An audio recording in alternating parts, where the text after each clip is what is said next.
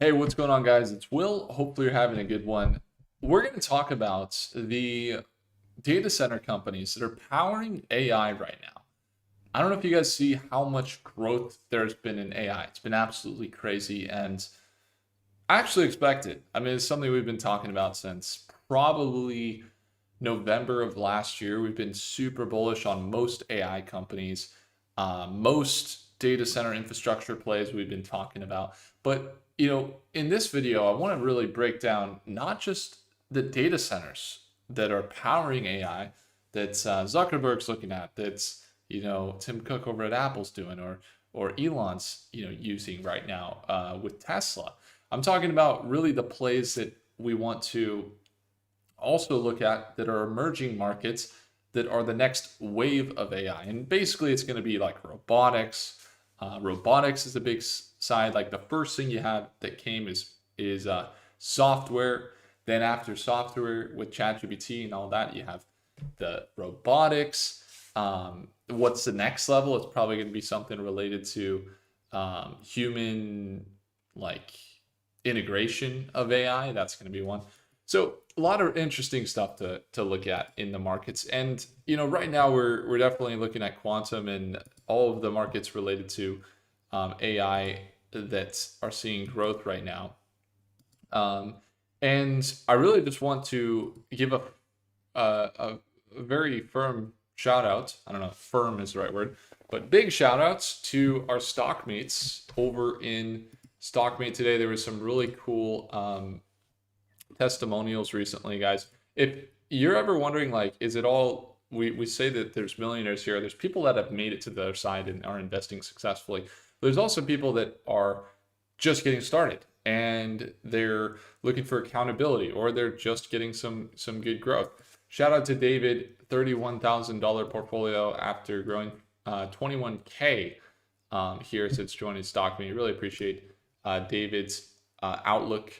He said, "Today I am at an all-time high returns, 203% in 8 months. Did not expect my growth to be this fast. I was expecting this to be much slower, and Will in this community has been one of great assistance, and I could not have done it without y'all. Thank you so much." Boom. Lawrence is replying, "Let's go. Appreciate you." And let's go. Let's hit him with a let's go. Appreciate it for testimonial stuff like that. David, awesome stuff. And so if you guys ever want to tune on in, join this community. There's people that are in beginning stages, investors that are also seven figures and above. And then, of course, you get, if you need to send me messages and you need someone to go over things with you, I'm there. So feel free to join in there in the community. So let's take a look at some of the data center stocks today. If you want to comment down below, let me know what you guys are watching right now.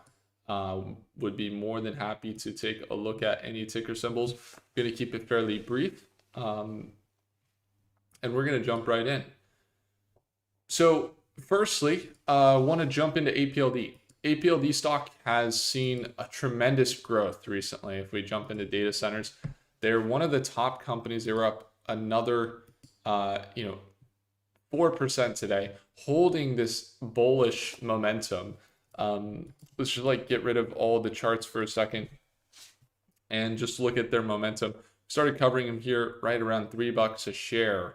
We've seen them get up to $35 recently, $39 actually, and now they're back down to that $34 price point. They've been continuing this bullish momentum and surging almost every single day. You could see just in the last month, they're up well over 100%. So most data center companies are doing well. And data center companies are growing because this is simply like, imagine you want to buy or you want to mine gold. Like, what's the first thing you're going to do if you're going to mine gold? You're going to go get some shovels. All right. Imagine, like, what is something you're going to do? Like, buy a car. Before you buy a car, what are you going to do? You're going to get a loan. So the companies doing the loans are making more money than the companies probably selling the car. The companies selling the shovels are probably making more money than the people that are buying or using the AI. And The companies building data centers potentially are making more money than the actual users of the data centers. We could see APLD is a company that has signed with some AI hyperscalers. We're talking about CoreWeave, and they are building the data centers. So they have the cooling technology, energy sourcing, all that good stuff that fuels the growth of data centers. When we're looking at the growth of APLD, we've seen them. What you want to look at is companies that have real world usage. So you can see a website. A lot of websites today look really nice websites. Um, you can see a lot of really good looking, fancy websites. Um, but here's the deal: you want to look at the partnerships. You want to look at the real world usage. You can see they're partnered with Supermicro, Dell, Nvidia, and they're actually building the data centers.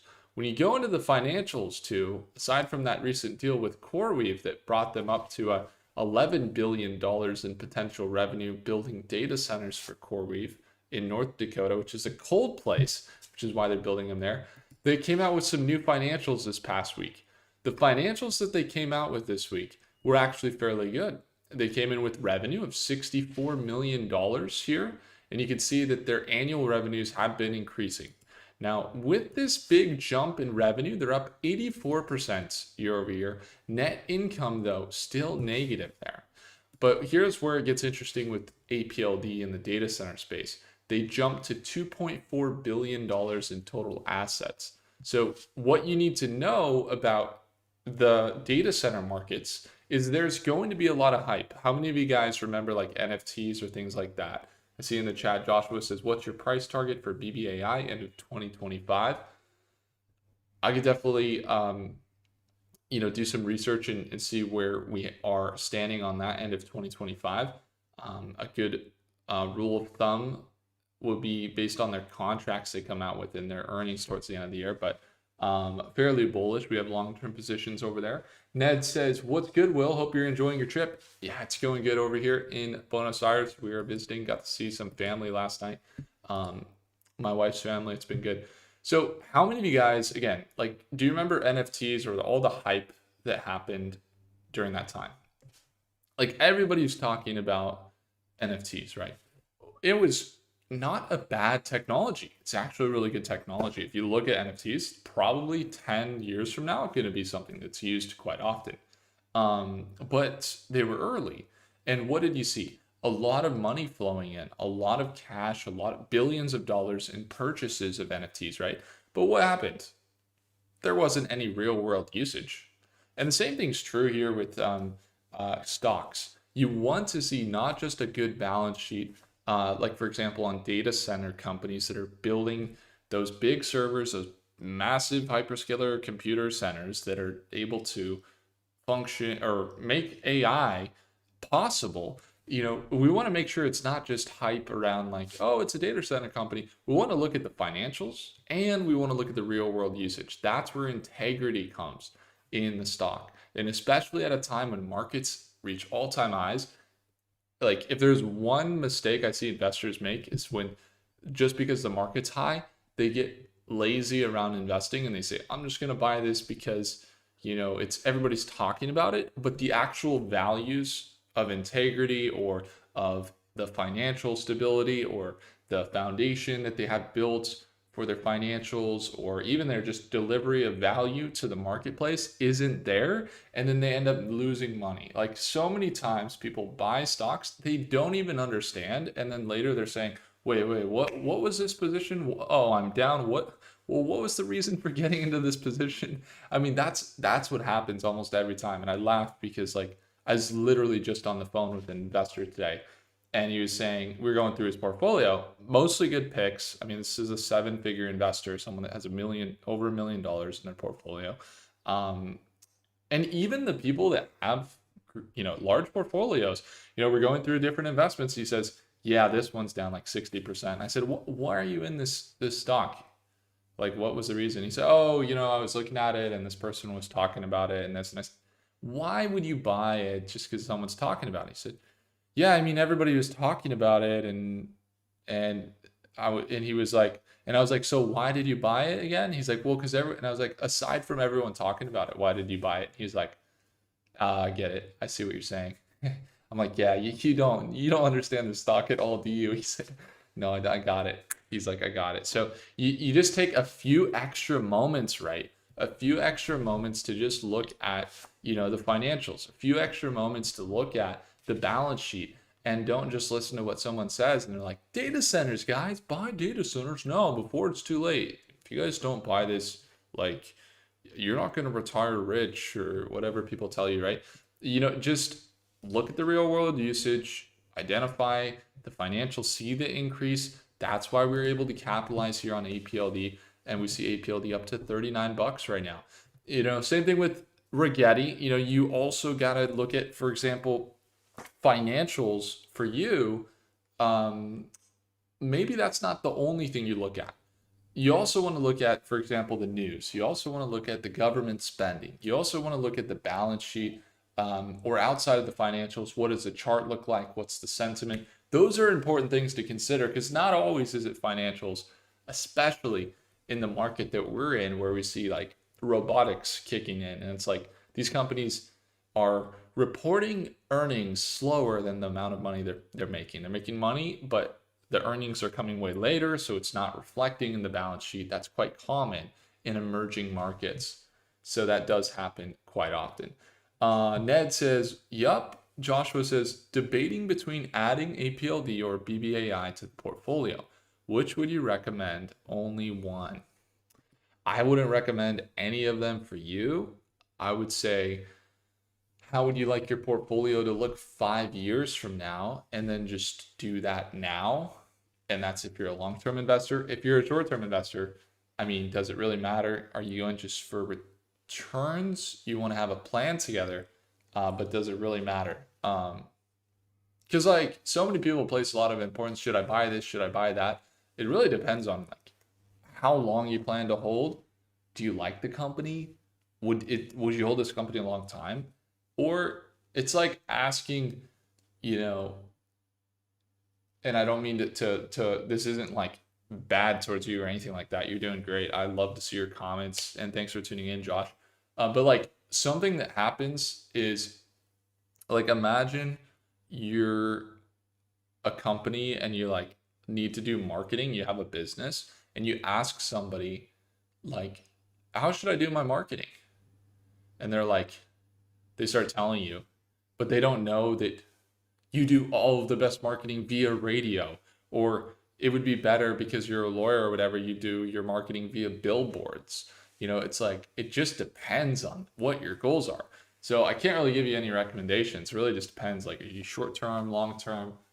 Personally, I hold both those positions long-term and trade them short-term. So it really just depends on what you're going for. Marty says, I'm still holding APLD, APLX, and 2X. Super J says, I did 5,000 return on Rigetti. That's awesome, man. Congratulations. So over here on our data center watch list, we have APLD.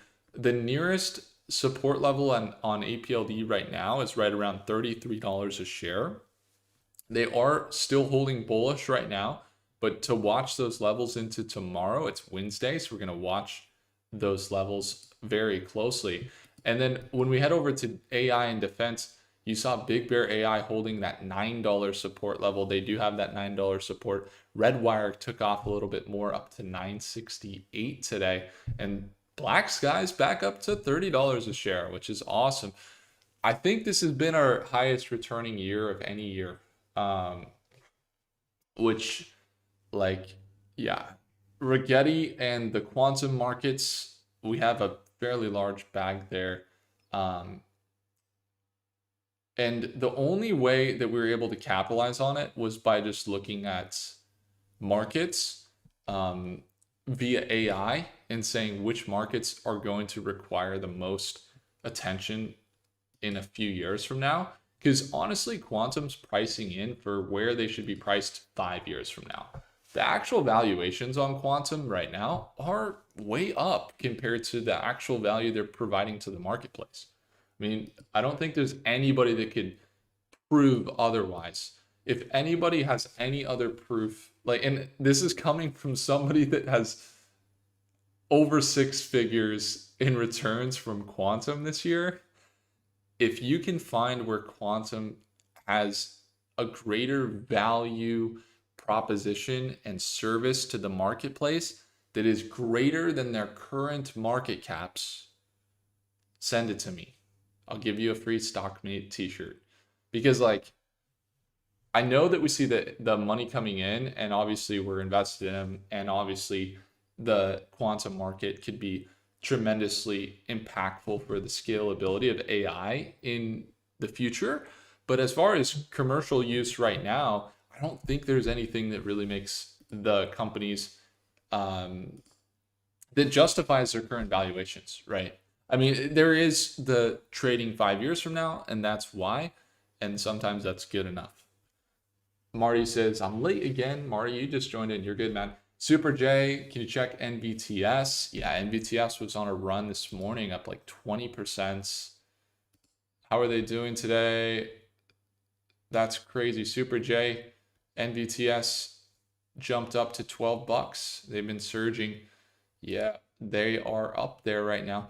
There is a resistance level right there around $13.50. You can kind of see that level over on NVTS. And then the nearest support seems to be right there around that $12 level here, just right here around 12 bucks a share. So you can see them start to spike to that all-time high and then start to consolidate here from left to right. We can see if they hold that level, maybe they continue to break out. They did start going sideways from left to right.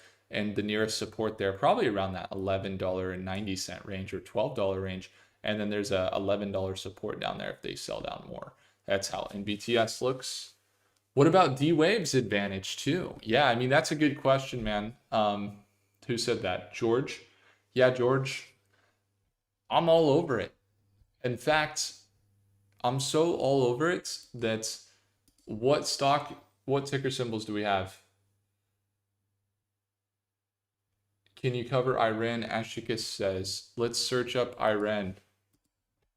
Iran. Check it out. We're doing some analysis right now via AI. It's doing some looking through all the press releases, looking through all of the insider trading on this data center company. It's looking through all of the news relative to the time frame that we would trade. Obviously, the news that's going to impact the next 4 hours is going to impact, probably not have the same impact on the next 6 months. So it's doing all of that right now, and we're going to get a projection on IREN at some point. There we go. All right, so next projection over the next day potentially is a sell down. Do we see that $67 price point for IREN? Is that the current price? Just need to confirm here because let's see where we're at here. $70 a share. Yeah, so IREN just ran here up to 72 bucks a share. They're at that resistance level and continuing that uptrend. But again, when we're looking at the projections over the next day, potential correction down 2.5%. Next 6 months, though, according to our AI here with the machine, I mean, it's looking bullish over the next 6 months, about 10%, which is probably, Grok tends to be a little more conservative. If we jump into Gemini, it might be a little different, but I'll just keep it on Grok here for time's sake. But the main reason why we're seeing this 6-month horizon, strong bullish signals here. Oscillator was oversold, and we see them continue the volume rising above that 200-day moving average. They got a $67 support level. But also the other thing is it's considering the news, and the news is data centers. Big demand right now for data centers. I think that every single Mag 7 company in the last earnings calls that they've had this last quarter said that they're going to spend more on data centers. So I ran right there, 10% forecast 6 month. I'm saying that is according to Grok. I do see some growth there in the data center market. So we'll continue to monitor IREN throughout. See it at that all-time high. APLD continues to surge again. We're gonna cover that one tomorrow. And then let's see what else we got. Improvements. Okay. Improvement says BBAI with shocking partnership with Palantir. Would look into CCX because of inflection company. Unlike Rigetti, it's undervalued and generates income. Interesting. Maybe it's worth a look. CCCX. What company is that? CCCX. Capital. It's a capital company. What do you mean? Jonathan says, what are your thoughts on holding APLD long term, like 1 year? Just believe in them and like their business model. Yeah, I mean, I'm personally holding APLD. What most investors do is they hold and they borrow money from their stocks in order to buy things, and they hold money forever, or they hold their stocks forever. The most successful do that. We have a blend of strategy. So I have APLD stock that, as of right now, I don't plan to sell unless something changes in the markets, specifically related to, let's say, quantum becomes the new GPU and data centers become obsolete and enter an era of how retail malls have become abandoned. Yeah, maybe like at that point, probably not holding data center stocks. But like when it comes to like in general, when you look at APLD long term, I'm holding it personally. And then like short term, we trade it all the time inside of Stockmate in our shorter term trades and daily live trading sessions. And if you ever want to join us, it's the second link in the description. I think that government shutdown sale might have just ended, or it might still be available, but just simply take a look. Second link below. You get a free t-shirt and you get access to all the targets for the week on different stocks if you want to follow them, and also our daily live trading. It's happening tomorrow, so about 12 hours from now we'll be live. You get a link there in the second link below. Ashika says, thanks, Will. Hey, yeah, of course, man. I'm glad we're able to do that breakdown. Super J portfolio on Bitcoin. Michael Anthony says, on Bitcoin, that bottom will be 107,000, major support by the chart. Potentially. It'd be interesting to kind of get a look actually on Mercatus. I know we have Bitcoin here. Let me get an analysis.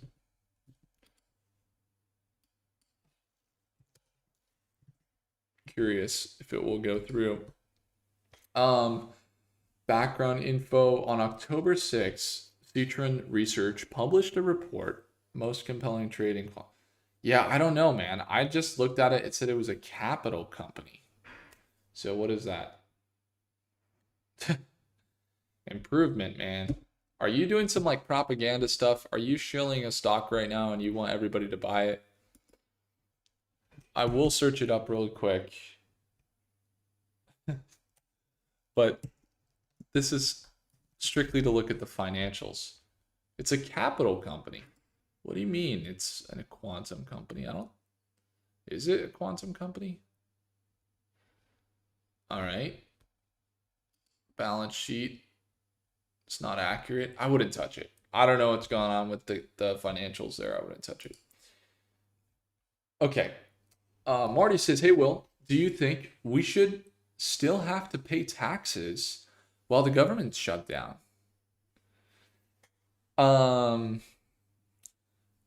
I think that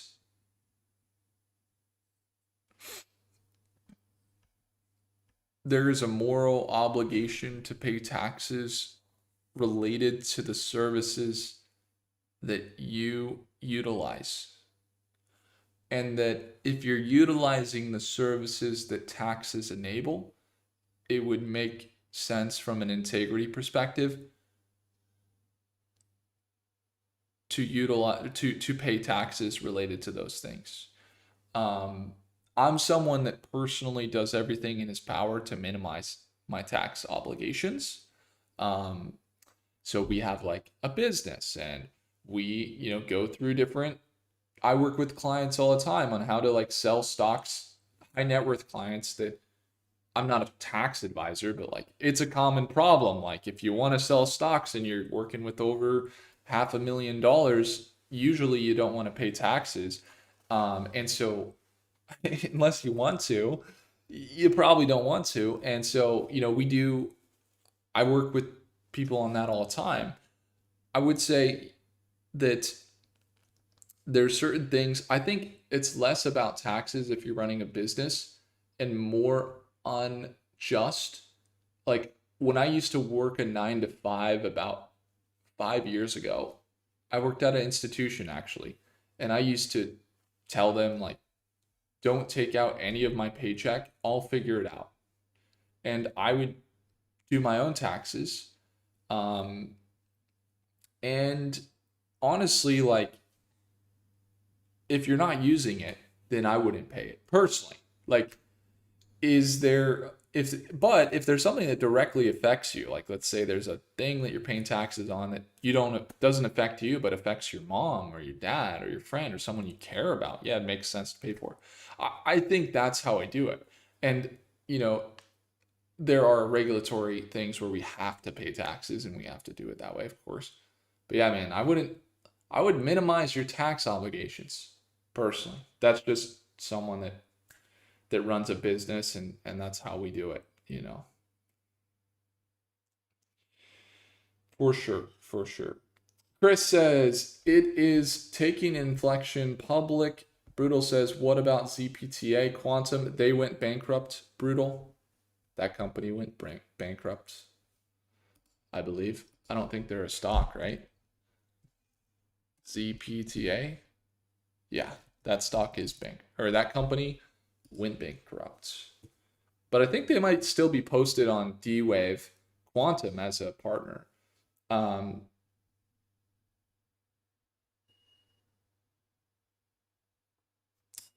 Michael Anthony says the big problem is China has major problems for 6 months in a row, has no growth that is going to hurt all companies by percent, and many tech companies saying the consumers are cutting back. That's not really a reflection of what we're seeing in the financials reported from companies. I mean, we can look at financials from companies. Most companies are actually seeing growth. So I don't know, like, yes, are the markets trading premium to what they normally trade? Yes. But is the value that's being created by companies still just as large? Yes, it is actually larger for sure. So I mean, people worry about, like, is the market going to keep going? And like, are we going to see everything correct? And oh my gosh, this APLD and this stock and it's all-time highs and everything else. But like, if you just realize, like, companies are based, the stock market is not rigged. It's based on cause and effect. And the cause has to be good, and the effect has to be just as electric. And when it comes to the markets, it's also highly contingent on the rate at which companies are growing and providing value to the marketplace. And if they are, then investors anticipate where these stocks are going to be in the future based on that compounding value supply, that value production to the marketplace. And I don't mean the marketplace in the stock market. I mean like the products that the companies sell, the value that they create, the time that they save for other companies, the problems that they solve that otherwise would cost a lot of money that end up being valuable and that they're compensated for because they're valuable. And so it's not like everything's a bubble, right? I mean, it could be seen that way, but there's a cause and effect. Like, you don't get value for nothing. Does it happen momentarily? Sometimes, but it's never kept. It is never kept. It's like, integrity.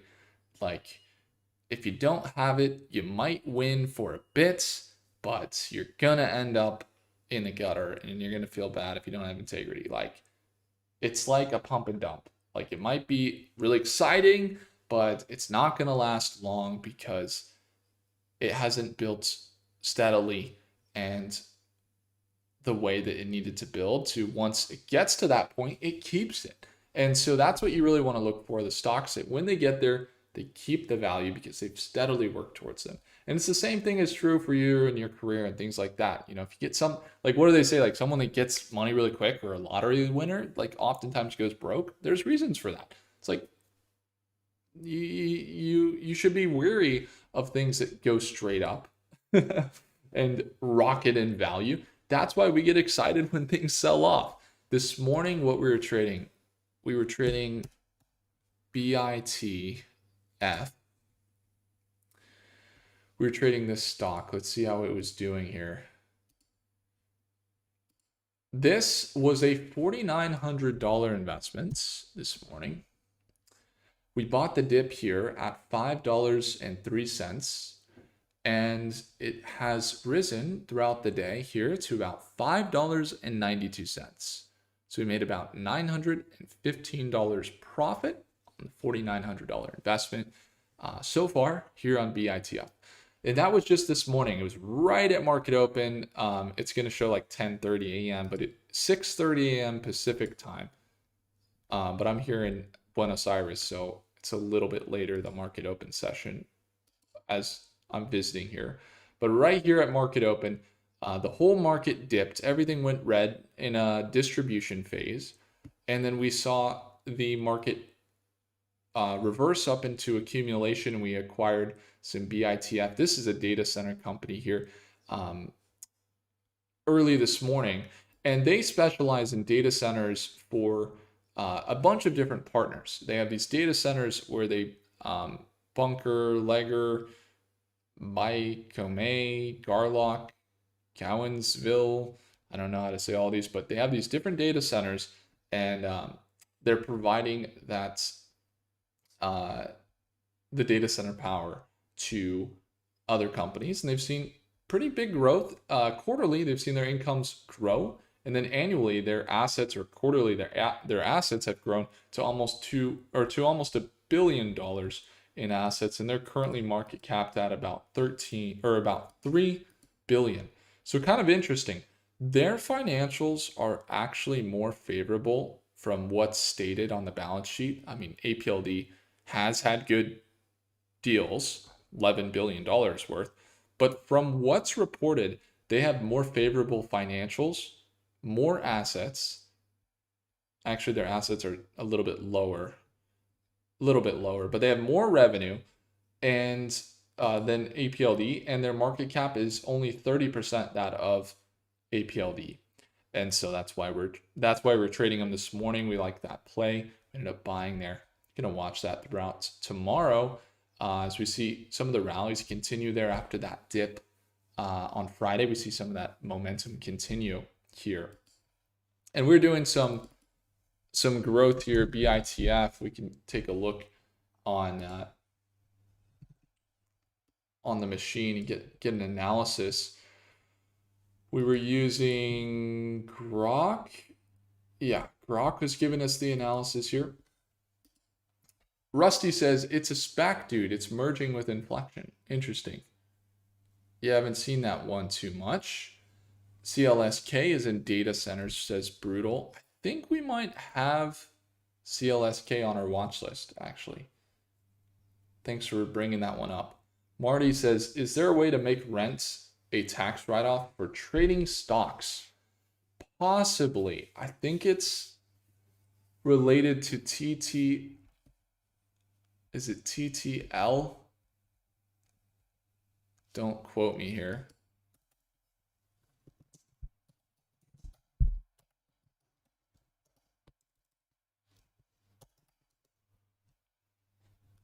Yeah, it's a trader tax status, and you're able to it's something TTS actually, excuse me, and you can file your LLC or company and convert it to an S corp or something like that, and then you can write off some ordinary expenses like home office and a portion of internet and phone bills, and you could potentially count your home residence as your office if you're trading there.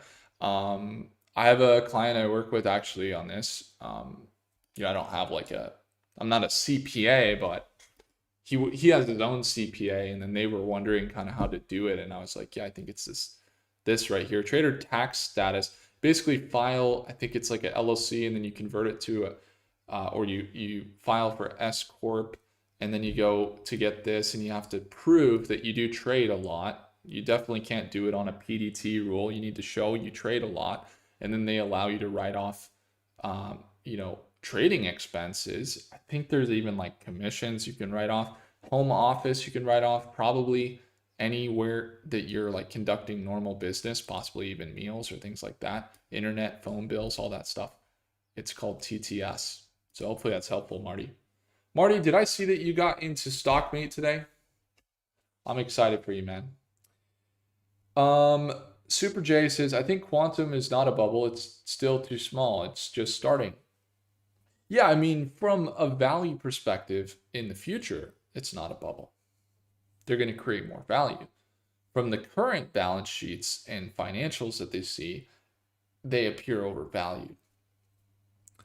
But yeah, from a fundamental, maybe like value to the marketplace in the future, they could be still on a good track. So I appreciate you all. Thanks so much for tuning in. I am going to roll here as we've had some really good analysis earlier today. And we got some good trades in for the day. We were just doing some analysis here. Looks like Bitfarms still a little bit negative there on the projections. I wonder why that is. I guess Grok came in pretty negative. That was a trade we came in with today. We'll be watching closely. It's been dynamic for sure. But we'll be there tomorrow morning. It is going to be an awesome trading session. If you guys want to tune in to our live trading and join StockMates, it's the second link below, and I would love to see you there. We got a government shutdown sale there right now. There's experienced traders with over a net worth of $1 million. There are beginners, and they all converse and talk. And you can also ask me questions if you got anything like that in the community there. Second link below. There's also a lot of materials for learning about quantum, data centers, space tech. If you want to learn about AI stocks, what drives those markets, and tune into our daily live trading, see the entries, see our exits, what we're investing in. It's the second link below. Appreciate you all. Hopefully I earned your thumbs up. If I did, make sure to hit the like button. Do consider subscribing, and I'll see you guys in the next video. Take care, guys. Bye now.